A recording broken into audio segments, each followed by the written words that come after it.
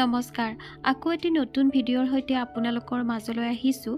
আজি অসমীয়া সমাজত প্ৰচলিত তুলনি বিয়াৰ জাপা থোৱা পৰ্বটো কিছু পৰিমাণে দেখাবলৈ যত্ন কৰিছোঁ। আজি আমাৰ ঘৰত এটা জাপা থোৱা পৰ্ব অনুষ্ঠিত হৈছে। এয়া জাপা আদৰিবৰ বাবে যা যোগাৰখিনি কৰি লোৱা হৈছে। কল গাখীৰ সানি সেন্দুৰৰ ফোট দি ধূপ চাকি জ্বলাই তামোল পাণ আগবঢ়াই জাপা আদৰিব।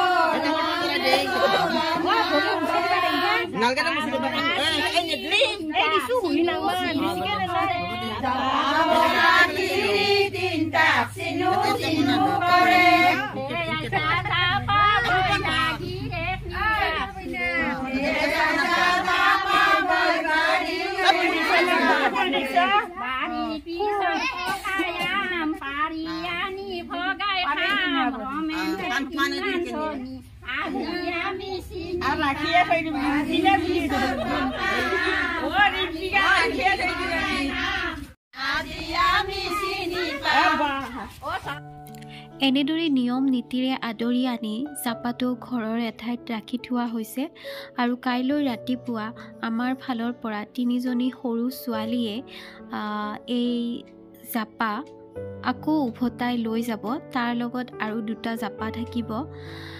গতিকে আমি আমাৰ অঞ্চলত এই শব্দটো জাপা বুলিয়ে কওঁ, কিন্তু লিখা হিচাপত জপা বুলি লিখে। অসমীয়া সমাজত বহুলভাৱে প্ৰচলিত আৰু ঠাইভেদে নাথাকিবও পাৰে। গতিকে আপোনালোকে কমেণ্ট কৰি জনাবচোন আপোনালোকে কি বুলি কয় এই বস্তুটো। গতিকে ইমানখিনি মানুহে আহিছে আৰু এওঁলোকে এতিয়া চাহ পানী খাই আকৌ ঘৰলৈ উভতি যাব আৰু আমি কাইলৈ ৰাতিপুৱাৰ বাবে যা যোগাৰ কৰি জাপাটো লৈ যোৱাৰ পিছতহে ছোৱালীজনীক গা ধুৱাব পাৰিব।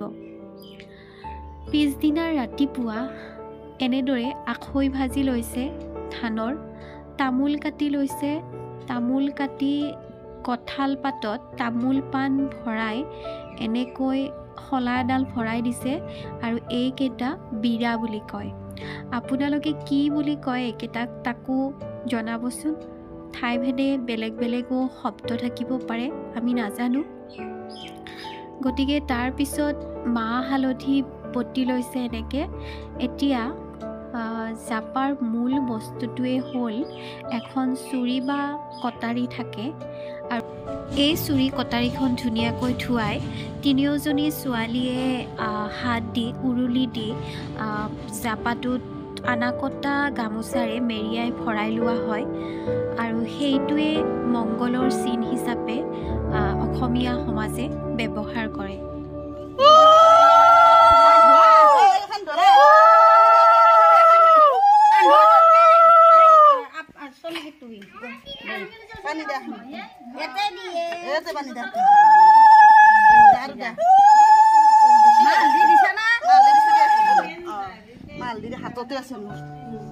আমাৰ পৰা লৈ যোৱা 3টা জাপাৰ ভিতৰত এইটোত আছে বিৰাখিনি আৰু আখৈখিনি, এইটোত আছে তিয়াই লোৱা বুট আৰু মাটিমাহৰ দাইল আৰু এইয়া কাষৰ বগা পলিথিনটোত এইখিনি পিঠাগুড়ি খুন্দি লোৱা হৈছে আৰু মূলটোত আছে চুৰিখন আনাকটা গামোচাৰে মেৰিয়াই লোৱা।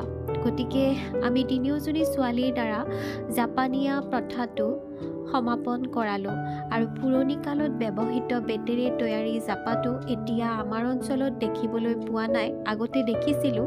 আপোনালোকৰ অঞ্চলত এতিয়াও আছেনে? কমেণ্ট কৰি জনাব।